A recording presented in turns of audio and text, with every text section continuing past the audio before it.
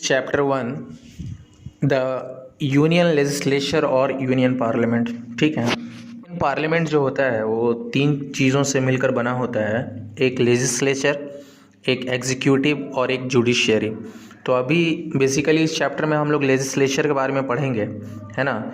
तो लेजिस्लेचर क्या होता है, वो लॉ मेकिंग विंग्स होता है गवर्नमेंट का। और एग्जीक्यूटिव क्या होता है रे, जो उस लॉ को इम्प्लीमेंट करवाता है ना, या गवर्निंग विंग्स भी बोल सकते हो। और जुडिशियरी क्या होता है ना, जो जस्टिस दिलाता है। ठीक है, अब समझने की कोशिश करते हैं कि ये फेडरल सेटअप क्या होता है। देखो, हमारा कंट्री बहुत बड़ा कंट्री है ना, तो इसीलिए एडमिनिस्ट्रेशन जो है ना, एडमिनिस्ट्रेशन का जो पावर होता है वो जो पावर है वो डिवाइडेड है किसके बीच में, सेंट्रल गवर्नमेंट के बीच में और स्टेट गवर्नमेंट के बीच में। और ये हमारे कॉन्स्टिट्यूशन में लिखा हुआ है और इसी को ही फेडरल सेटअप बोलते हैं। हमारे कॉन्स्टिट्यूशन में फेडरल फीचर्स के बारे में क्या लिखा हुआ है, तो वो ये लिखा हुआ है कि there are two sets of government, एक यूनियन गवर्नमेंट होगा और एक स्टेट गवर्नमेंट होगा इंडिया में। ठीक है, ये जो दूसरा पॉइंट ये है कि जो यूनियन गवर्नमेंट है और स्टेट गवर्नमेंट है, इन दोनों को अथॉरिटी कौन देता है, हमारा कॉन्स्टिट्यूशन देता है। उन लोगों को पावर कौन देता है, हमारा कॉन्स्टिट्यूशन देता है। ठीक है, तीसरा पॉइंट कि सुप्रीम कोर्ट जो होता है ना, वो फाइनल इंटरप्रीटर या गार्डियन होता है कॉन्स्टिट्यूशन का, है ना।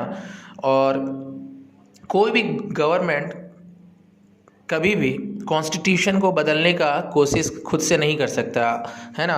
अगर कॉन्स्टिट्यूशन में किसी तरह की अभी तब्दीली लाना है तो वो सुप्रीम कोर्ट ही कर सकता है। भले हमारा कंट्री फेडरल सेटअप पर काम करता है, but in times of emergency, किसी टाइप का भी इमरजेंसी हो, या स्टेट इमरजेंसी हो या नेशनल इमरजेंसी हो, तब हमारा जो फेडरल सेटअप है वो यूनिटरी में कन्वर्ट हो जाता है ना। उस टाइम स्टेट गवर्नमेंट बोल के कोई चीज़ नहीं रहता है, सारा का सारा जो पावर रहता है वो सेंट्रल गवर्नमेंट के पास चला जाता है। आते हैं लोकसभा के ऊपर, तो लोकसभा का जो मैक्सिमम स्ट्रेंथ हो सकता है वो है 552, जिसमें से 530 जो है ना अलग अलग स्टेट से चुनकर आते हैं एमपीज लोग, और 20 जो हैं वो यूनियन टेरिटरीज से आते हैं और 2 एंग्लो इंडियन कम्युनिटी से आते हैं। तो मैक्सिमम कैपेसिटी कितना है हमारे लोकसभा का, तो 552। बट एट प्रेजेंट जो इफेक्टिव स्ट्रेंथ है लोकसभा का वो 552 नहीं है, 545 है, जिसमें 530 जो एमपीज हैं they are from different states, और 13 जो एमपीज हैं they are from union territories, और 2 members are from Anglo Indian community.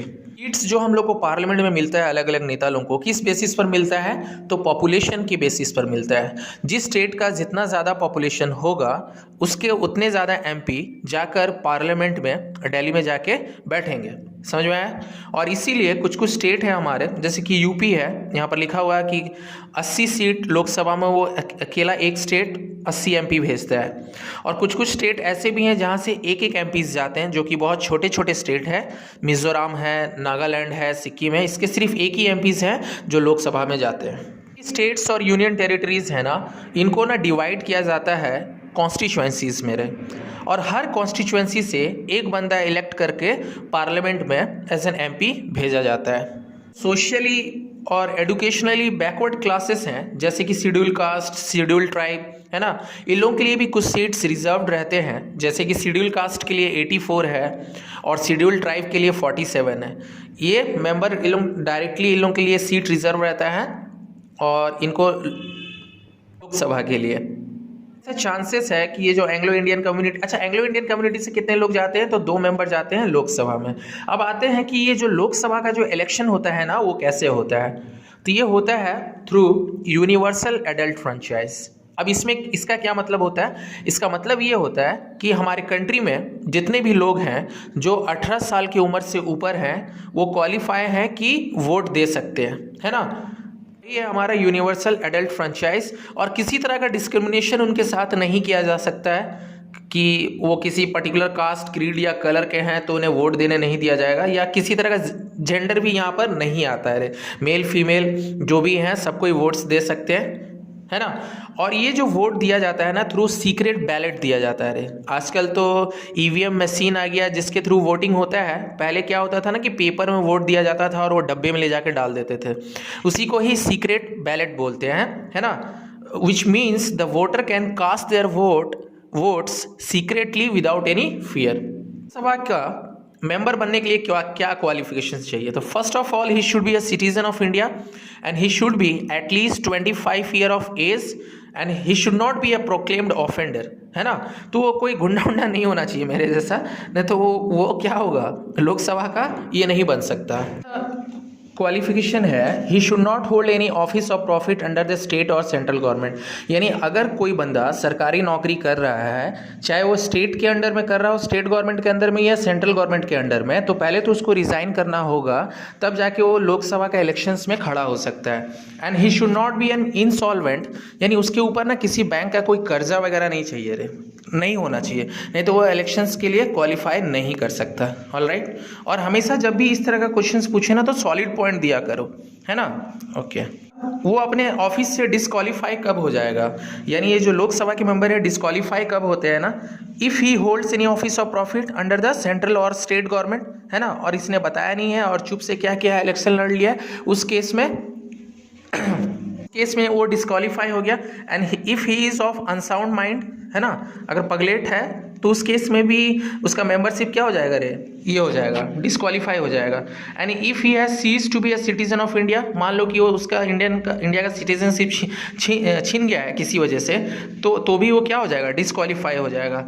और उसके ऊपर किसी तरह का if he is an undischarged insolvent, मान लो कि कोई कर्ज वर्ज है और उसने चुकाया नहीं है, तो उस केस में भी डिस्क्वालीफाई हो जाएगा अगर वो सेलेक्ट हो भी गया है। तो एक वजह हो सकता है कि if he has been found guilty of certain election offence और करप्ट प्रैक्टिसेस ड्यूरिंग इलेक्शंस, मान लो कि इलेक्शन में कोई करप्ट प्रैक्टिस करके वो जीत गया, है ना, मान लो कि लोगों को घूस दे के, पैसा दे के, खिला पिला कर अगर वो इलेक्शन जीत रहा है और ये इलेक्शन कमीशन तक ये बात पहुंचता है, तो अगर वो इलेक्शन कमीशन चाहे तो उसे डिस्क्वालीफाई कर सकता है उस मेंबर को। लोकसभा के टर्म्स कितना होता है, कितने साल के लिए टर्म्स, यानी कितने साल के लिए मेंबर्स इलेक्ट होते हैं, तो 5 साल के लिए, है ना। और प्रेसिडेंट लोकसभा को डिसॉल्व करते हैं, जब भी चाहे उसको स्थगित कर सकते हैं, बंद कर सकते हैं, है ना। इमरजेंसी के टाइम में अगर चाहे, अगर नेशनल इमरजेंसी लगा हुआ है तो उस केस में क्या होता है ना, ये 5 साल का जो कार्यकाल होता है इससे बढ़ाया जा सकता है, ठीक है, कम से कम 1 साल के लिए, बट 6-6 महीना करके बढ़ता है। पहले 6 महीना बढ़ेगा और तभी भी इमरजेंसी लगा हुआ है तो फिर अगला 6 महीना बढ़ता है, उसके बाद तो भैया री इलेक्शंस करना ही पड़ेगा। सेशन ऑफ द हाउस आते हैं तो कितने तरह का सेशंस होता है पार्लियामेंट में, मिनिस्टर्स जाके जो बैठते हैं तो कितने टाइम बैठते हैं, कब कब बैठते हैं, तो 3 सेशन टोटल होता है हम लोग का। बजट सेशन जो कि फरवरी से मई के बीच में होता है, मॉनसून सेशन जो जुलाई से सितंबर के बीच में होता है, और विंटर सेशन जो है वो नवंबर से दिसंबर के बीच में होता है। और 2 सेशन के बीच में मैक्सिमम जो डिफरेंस हो सकता है वो 6 महीने का होता है। ऑलराइट, लोकसभा में हम लोग किस तरह का भाषा का प्रयोग कर सकते हैं कम्युनिकेट करने के लिए, तो एक इंग्लिश और एक हिंदी, है ना। और अगर कोई स्पीकर को कोई बंदे को, कोई एमपी को अगर हिंदी या इंग्लिश नहीं आता है तो अपना मदर टंग भी स्पीकर के, अगर स्पीकर अलाउ करते हैं तो वो बोल सकता है अपने मदर टंग में। कि लोकसभा का पावर या एडवांटेज क्या है ना, उसका क्यों अपर हैंड रहता है राज्यसभा के ऊपर, है ना। तो देखो जो मनी व्हील जितने भी है ना वो इंट्रोड्यूस सिर्फ लोकसभा में ही होते हैं, है ना कि राज्यसभा में, है ना। तो ये एक इम्पॉर्टेंट पॉइंट है कि लोकसभा क्यों एक एडवांटेजियस पोजीशन में रहता है। और ये लोकसभा ही होता है जो एग्जीक्यूटिव्स लोगों को कंट्रोल करते रहे। एग्जीक्यूटिव में तुम्हारे council of ministers, IAS officers, secretariats, ये सब सारे लोग आ जाते हैं, है ना। नो कॉन्फिडेंस मोशन राज्यसभा में पास होता है ना तो गवर्नमेंट नहीं गिरेगा रे, बट अगर यही नो कॉन्फिडेंस मोशन लोकसभा में अगर आ गया तो गवर्नमेंट को रिजाइन करना पड़ सकता है। पॉइंट है कि लोकसभा का जो मेंबर है ना 545 है और राज्यसभा का मेंबर्स कितना है 245 है, तो in terms of member also Rajya Sabha लगभग डबल पावरफुल है ना। तब उसका एडवांटेज है ओवर राज्यसभा। सभा जब इलेक्शंस लड़ा जाता है और लोकसभा जब बन जाता है और जब वो पहली बार पार्लियामेंट में मिलते हैं ना तो सबसे पहला उनका जिम्मेदारी होता है कि चेयरमैन और वाइस चेयरमैन का सिलेक्शन करना, जिनको हम स्पीकर और डिप्यूटी स्पीकर भी बोलते हैं। स्पीकर होते हैं ना, वो न्यूली इलेक्टेड लोकसभा ही जब पहली बार मिलते हैं ना, उसी टाइम वो लोग आपस में ही अपने ही मेंबर में से किसी एक को वो स्पीकर बनाते हैं 5 सालों के लिए। स्पीकर अपने पोस्ट से रिजाइन कर सकता है अगर उसके कोई हेल्थ इश्यूज है, रेजिग्नेशन भी सबमिट कर सकता है ना, किसको, डिप्टी स्पीकर को। और अगर लोकसभा में जो मेंबर्स है वो नहीं चाहते कि वो बंदा स्पीकर रहे, तो उसको ना 14 दिन का एक प्रायर नोटिस दिया जाता है। और उस नोटिस पीरियड में क्या होता है कि जो डिप्टी स्पीकर होते हैं वो लोकसभा का कार्यकाल संभालते हैं। गाइस एक चीज़ समझना पड़ेगा कि ये लोकसभा राज्यसभा है ना, ये पार्लियामेंट के ही अंदर आता है रे। पार्लियामेंट के अंदर 2 हाउस, लोकसभा और राज्यसभा। पेज नंबर 7 में द कॉन्स्टिट्यूशन बोल के भी एक छोटा सा डायग्राम दिया हुआ है, उसको हमेशा समझने का कोशिश करना रे, है ना। देखो इस पेज में दिया है कि कॉन्स्टिट्यूशन जो है ना 3 वजह से चल रहा है, लेजिस्लेटिव, एग्जीक्यूटिव और जुडिशियल। लेजिस्लेटिव में तुम्हारा प्रेसिडेंट और पार्लियामेंट आता है, और पार्लियामेंट के अंदर आ गया राज्यसभा और लोकसभा। एग्जीक्यूटिव के अंदर में आते हैं prime minister and the council of ministers, है ना। और जुडिशियल के अंदर में आपको पता है सुप्रीम कोर्ट, हाई कोर्ट और डिस्ट्रिक्ट कोर्ट आता है। स्पीकर का पावर क्या होता है, अब इसके बारे में थोड़ा सा समझेंगे।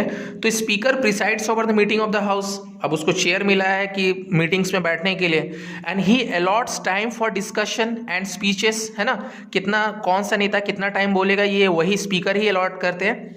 And all bill are passed by the house are signed by the speaker, है ना, चाहे वो कोई भी बिल हो, मनी बिल हो या नॉन मनी बिल हो।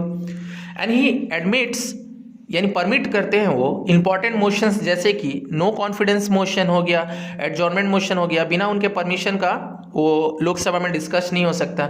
और ये स्पीकर ही होते हैं जो डिसाइड करते हैं कि कौन सा बिल मनी बिल है और कौन सा नहीं है। कि स्पीकर का एडमिनिस्ट्रेटिव पावर क्या होता है, तो स्पीकर जो होते हैं ना उनके पास सारा डॉक्यूमेंट्स, लेटर्स, पिटिशंस आता है हाउस में, तो वो स्पीकर के को ही सबमिट किया जाता है। And he communicates the decision of the house to concern person और अथॉरिटीज। जो भी डिसीजन वहाँ पर लिया जाता है, और अगर किसी को कुछ लेटर भेजना है या मेल करना है तो ये स्पीकर के थ्रू ही होता है। And he controls and regulates the admission of visitor and press. Media आएगा कि नहीं आएगा लोकसभा के अंदर, या कोई विजिटर को अलाउ करना है या नहीं करना है, ये कौन करता है, स्पीकर ही करते हैं। ये था उनका एडमिनिस्ट्रेटिव पावर। अब आते हैं डिसिप्लिनरी पावर क्या होता है। किसी भी मेंबर को सस्पेंड कर सकते हैं अगर वो मिसकंडक्ट कर रहा है ना, और सही से बिहेव नहीं कर रहा है। तो कोई मेंबर इनडिसेंट है या अनपार्लियामेंट्री लैंग्वेज यूज कर रहा है ना, तो स्पीकर जो है उनको मना कर सकते हैं कि you can't use such kind of words, और आप एक मर्यादा में रहकर बात कीजिए। अगर कोई मेंबर एंटी डिफेक्शन लॉ के तहत अगर डिस्क्वालीफाई होता है तो स्पीकर का डिसीजन फाइनल माना जाएगा। तो ये सब डिसिप्लिनरी पावर है स्पीकर का। अब उनका पार्लियामेंट्री पावर में आते हैं। He appoints various parliamentary committees and guides them in their work. बहुत सारे पार्लियामेंट्री कमिटीज जो होता है ना उसका वो अपॉइंट करते हैं। He is the x officio chairman of business advisory committee. तो बहुत सारे कमेटी का वो क्या होते हैं, चेयरमैन होते हैं। तो आते हैं राज्यसभा के ऊपर।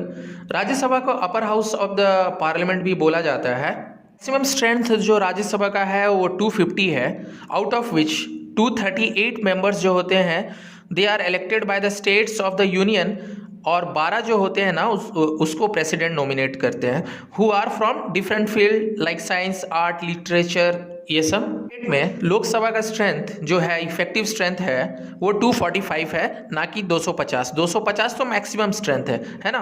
तो 245 में 233 मेंबर्स जो हैं they are elected and 12 members जो हैं उनको प्रेसिडेंट नॉमिनेट करते हैं, है ना। तो टोटल मिलाकर हो गया 245।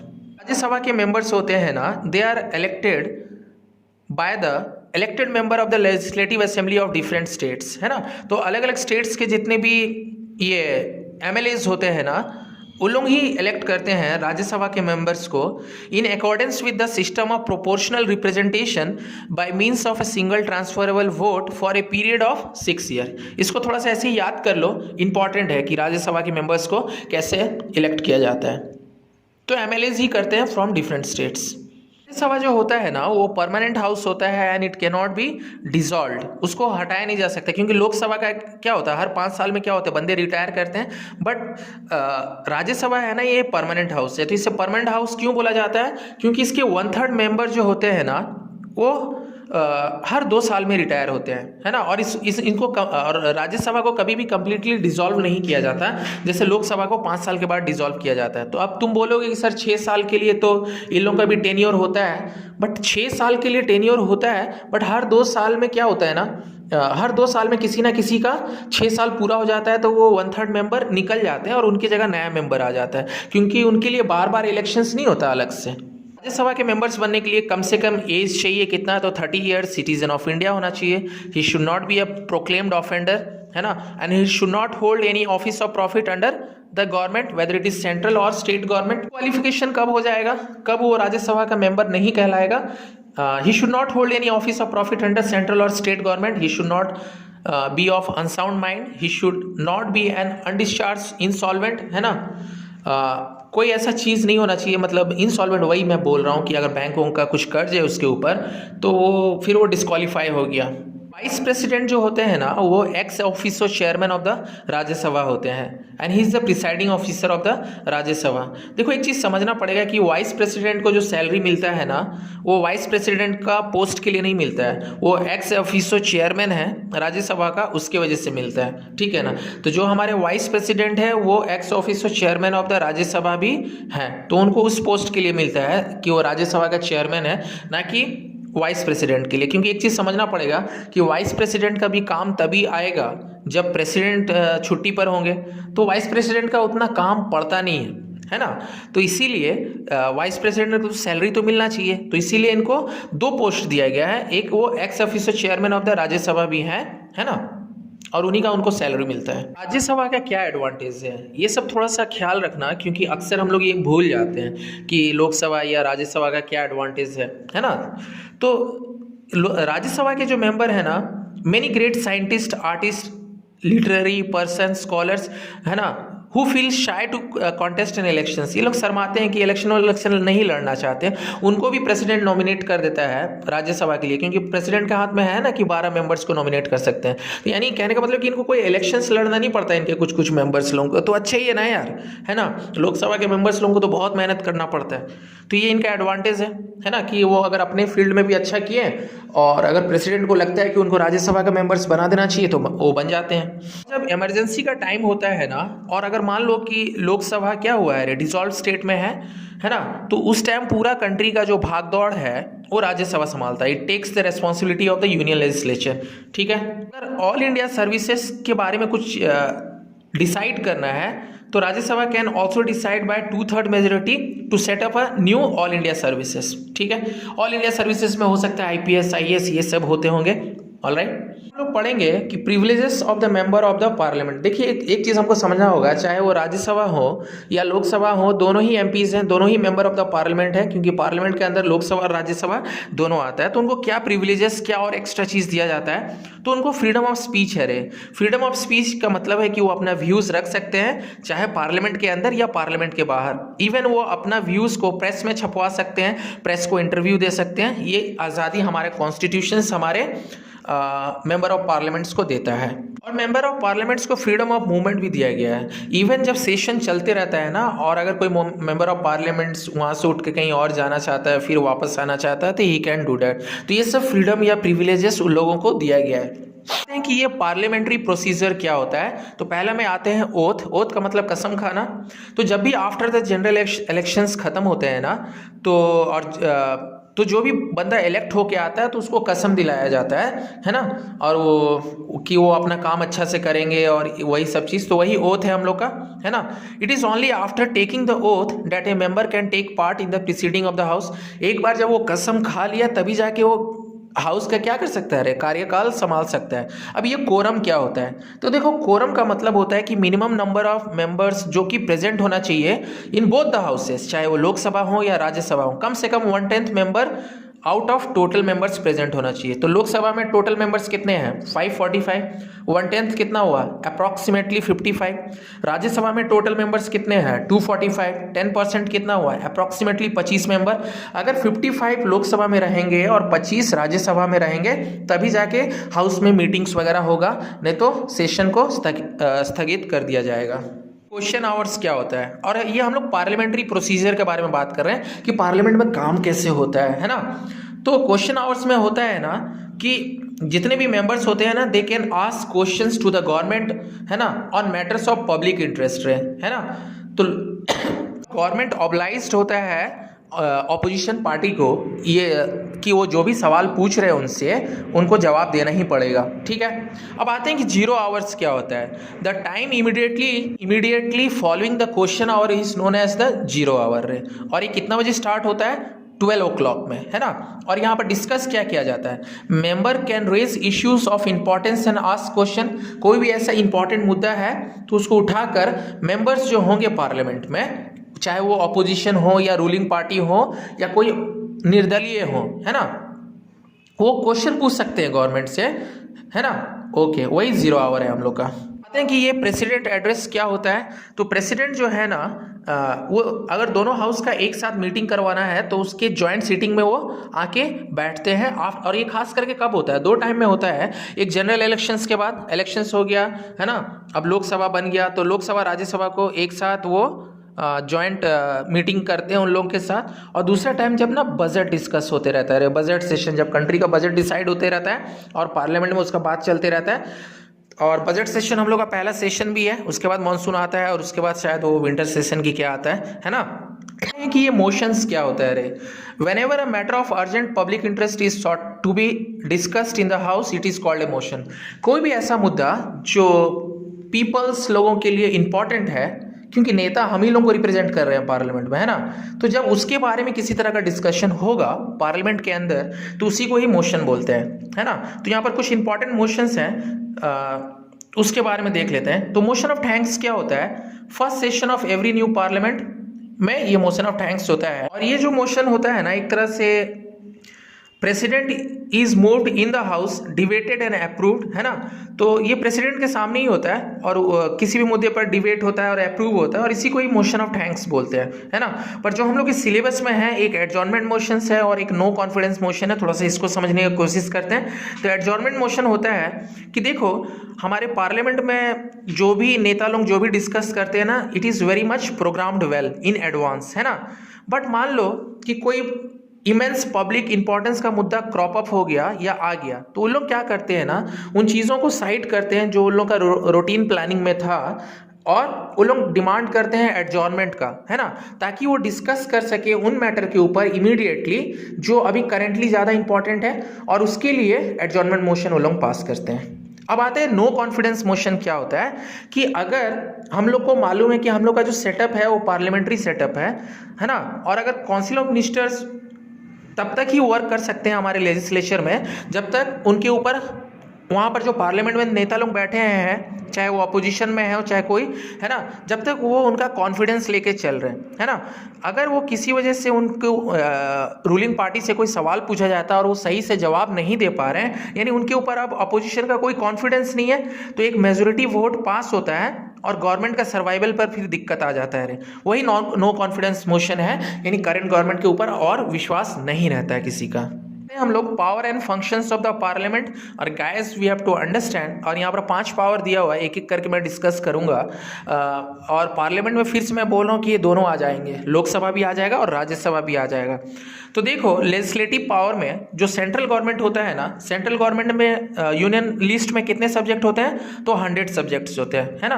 तो इसके ऊपर वो लोग लॉ बना सकते हैं। Legislative power is law making power, है ना। तो 100 सब्जेक्ट जो यूनियन लिस्ट में मेंशन है उसके ऊपर नियम कानून जो है सेंट्रल गवर्नमेंट बना सकता है। और कंकरेंट लिस्ट में भी 47 सब्जेक्ट होता है ना। तो इसके ऊपर भी बोथ स्टेट गवर्नमेंट और सेंट्रल गवर्नमेंट लॉ बनाते हैं, और किसी तरह का डेडलॉक अगर हुआ तो सेंट्रल गवर्नमेंट का ही बात सुनना पड़ता है, ठीक है। स्टेट लिस्ट में 61 सब्जेक्ट होते हैं, है ना। सेंट्रल गवर्नमेंट स्टेट जो सब्जेक्ट स्टेट लिस्ट में है, क्या उसके ऊपर भी कुछ नियम कानून बना सकता है क्या, और अगर बना सकता है, अच्छा ये सेक्शन इंपॉर्टेंट है ना, क्योंकि कई बार ये नेग्लेक्ट हो जाता है। स्टेट लिस्ट में जो सब्जेक्ट है उसमें सेंट्रल गवर्नमेंट कभी कभार इंटरफेयर कर सकता है, और अगर कर सकता है तो किस केस में कर सकता है। अगर राज्यसभा ने 2/3 मेजोरिटी से ये बोल दिया कि स्टेट लिस्ट का कोई ऐसा सब्जेक्ट है जो कि नेशनल इंपॉर्टेंस एज्यूम कर चुका है है ना, और उसके ऊपर सेंट्रल गवर्नमेंट को लॉज बनाने चाहिए, तो central government can take action, है ना, बट उसके लिए राज्यसभा को आना पड़ेगा सामने। और अगर टू और मोर स्टेट्स, है ना, एक लॉ को म्यूचुअली पास कराना चाहते हैं एग्री करके, तो और वो सब्जेक्ट जो है वो स्टेट लिस्ट का सब्जेक्ट है, वहां पर सेंट्रल गवर्नमेंट वो दोनों स्टेट को हेल्प कर सकता है ना। भले सेंट्रल गवर्नमेंट स्टेट लिस्ट में उसका उतना इंटरफेरेंस नहीं होना चाहिए, हम लोग यहाँ पर पढ़ने की कोशिश करेंगे किस केस में इंटरफेयर कर सकता है सेंट्रल गवर्नमेंट। तीसरा केस है कि अगर किसी वजह से कॉन्स्टिट्यूशनल मशीनरी का ब्रेकडाउन हो या हमारे कॉन्स्टिट्यूशन का उल्लंघन हो रहा हो, उस केस में प्रेसिडेंट के ऑर्डर पर स्टेट में इमरजेंसी लगता है और स्टेट लिस्ट के सब्जेक्ट के ऊपर भी सेंट्रल गवर्नमेंट लॉ पास कर सकता है। ऑलराइट, और ये legislative power of the parliament है। अगर कॉन्स्टिट्यूशन में किसी तरह का चेंजेस या अमेंडमेंट लाना है ना, तो ये राइट दिया गया है यूनियन पार्लियामेंट को। And guys we have to understand, parliament में सिर्फ गवर्नमेंट ही नहीं रहता है, उसमें अपोजिशन पार्टी भी रहता है, उसमें राज्यसभा भी रहता है, फिर वो फाइनली सुप्रीम कोर्ट उसको इंटरप्रेट करता है ना, वो चीज़ अलग है। ये जो हमारा पार्लियामेंट होता है ये एग्जीक्यूटिव लोग के ऊपर कैसे कंट्रोल बनाता है। एग्जीक्यूटिव में हम लोग का कौन कौन आ जाते हैं, तो प्राइम मिनिस्टर और उनके साथ जो काउंसिल ऑफ मिनिस्टर्स होते हैं वो, plus down the line IAS officer और ये सब भी होते हैं, है ना। तो एग्जीक्यूटिव के ऊपर कैसे कंट्रोल बनाता है parliament, by asking question during question hours. तो an hour a day is reserved for asking question from the government. 1 घंटा हर रोज ये फिक्स किया गया है कि गवर्नमेंट से आप क्वेश्चन पूछ सकते हो, किस बेसिस पर, एडमिनिस्ट्रेशन और उनके पॉलिसीज के ऊपर। दूसरा पॉइंट है वोट ऑफ नो कॉन्फिडेंस। अगर गवर्नमेंट के ऊपर, है ना, अगर किसी वजह से भरोसा नहीं हो पा रहा है तो वोट ऑफ नो कॉन्फिडेंस पास किया जा सकता है ना, और and that government can be voted out of office, है ना। और प्राइम मिनिस्टर जो है अगर रिज़ाइन करते हैं तो उनके साथ जो उनके बाकी जो मिनिस्टर्स हैं ना, ये अंडरस्टैंड कर लिया जाता है कि वो भी रिज़ाइन कर दिए, तो ये भी एक तरीका है। तीसरा चीज़ है कि कैसे वो मॉनेटरी कंट्रोल बनाए हुए रहते हैं। गवर्नमेंट जो होगा ना वो गवर्नमेंट को बोलेगा कि आप जो एनुअल बजट में जो किसी तरह का भी कटिंग कर रहे हो, पार्लियामेंट चाहे तो वो बोल सकता है गवर्नमेंट को कि आप जो भी बजट लेके चल रहे हो उसको आप कम कीजिए, है ना, या किसी मिनिस्टर्स का सैलरी आप लोग बहुत ज़्यादा बढ़ा दिए हो तो उसको कम कीजिए। ये पार्लियामेंट में ये सब चीज़ का डिस्कशन हो सकता है। और ये किस लिए कर रहे हैं, ताकि एग्जीक्यूटिव लोग, हो सकता है ना, क्योंकि पावर में तो वही लोग हैं, वो बोलेंगे नहीं अब मेरा ₹1,00,000 सैलरी नहीं होगा, ₹2,00,000 होगा, तो पार्लियामेंट में इस चीज़ का अपोजिशन हो सकता है और इस तरह से ये एग्जीक्यूटिव के ऊपर कंट्रोल बनाते हैं। से जो ये कंट्रोलर और ऑडिटर जनरल होते हैं ना, he acts as an financial adviser to the government, है ना। गवर्नमेंट अपना मनमर्जी पैसा खर्चा नहीं कर सकता। अब आते हैं कि जुडिशियल पावर क्या होता है पार्लियामेंट का। तो पहला पॉइंट आता है कि पार्लियामेंट जो है ना वो इम्पीच कर सकता है प्रेसिडेंट को अगर प्रेसिडेंट कॉन्स्टिट्यूशन का वायलेशन कर रहे हैं। बट ये प्रोसेस आसान नहीं होता है, पार्लियामेंट में वोटिंग होता है और 2/3 मेजोरिटी का जरूरत पड़ता है। दूसरा जुडिशियल पावर जो है वो पार्लियामेंट का जो है कि पार्लियामेंट कैन रिमूव द जजेस of the supreme court and the high court, even the chief election commissioner को भी उन लोग हटा सकते हैं और कंट्रोलर और ऑडिटर जनरल ऑफ इंडिया को भी हटा सकते हैं if they are violating the constitution. तो ये इनका जो जुडिशियल पावर है। चौथा पॉइंट है control over the finance of the country.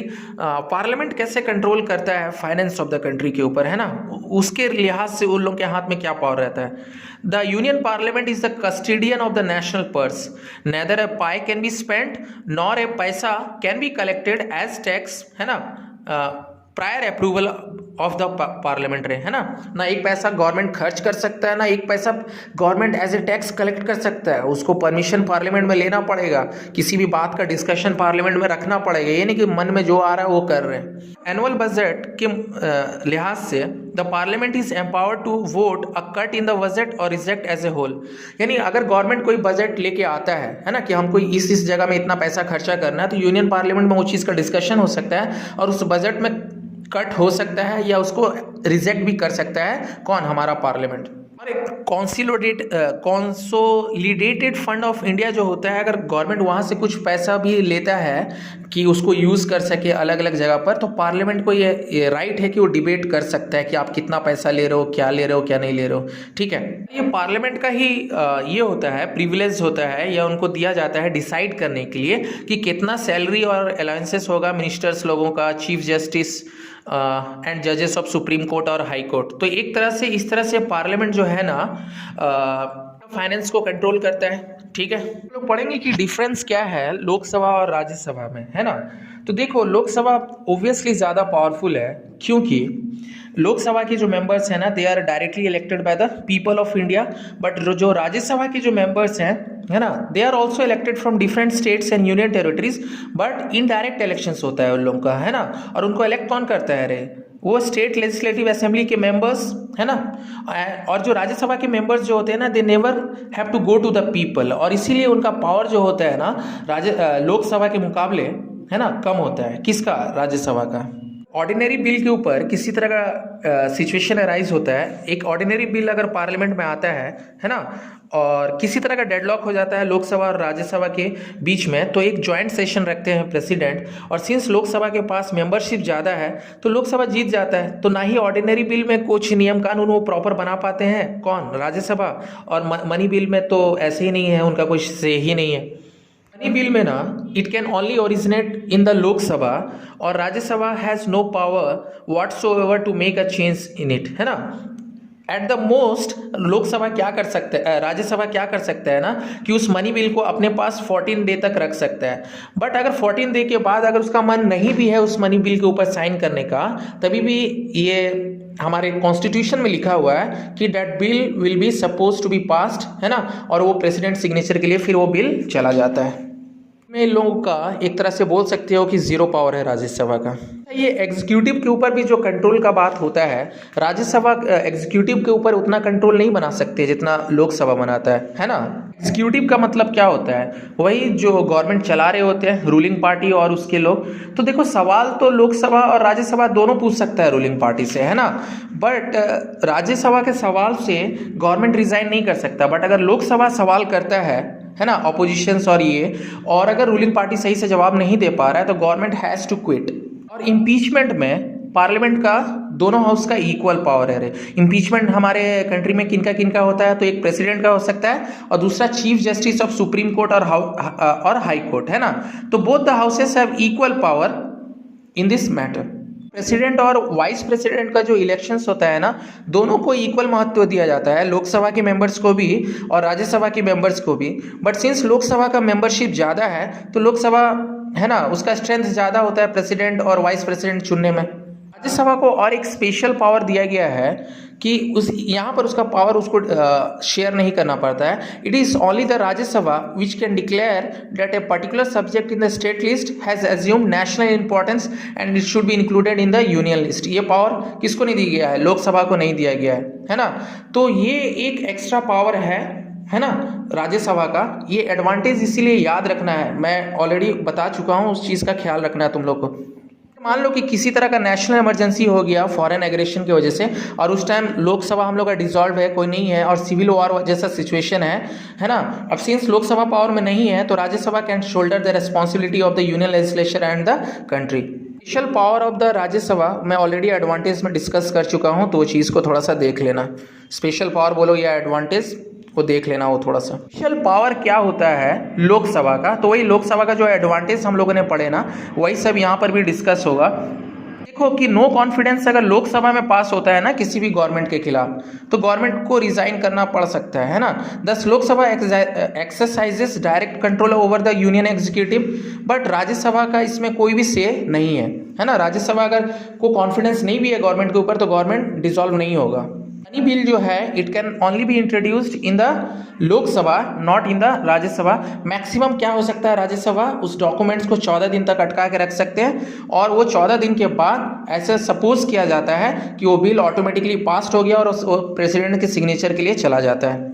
Points हम लोगों ने ऑलरेडी एडवांटेज ऑफ लोकसभा में हम लोग डिस्कस कर चुके हैं। और किसी तरह का अगर डेडलॉक होता है या मतभेद होता है ऑर्डिनरी बिल के ऊपर, तो एक जॉइंट सीटिंग रखा जाता है, और सिंस लोकसभा का मेंबरशिप ज़्यादा है इसलिए यहाँ पर भी लोकसभा राज्यसभा के ऊपर एक दबाव बना पाता है ना, और वो जो कहता है वही होता है। हम लोग पढ़ेंगे कि डिफरेंट टाइप्स ऑफ सब्जेक्ट या लिस्ट जो कि हमारे कंट्री में है। तो हमारा टोटल 3 टाइप का लिस्ट है, यूनियन लिस्ट, स्टेट लिस्ट और कंकरेंट लिस्ट, है ना।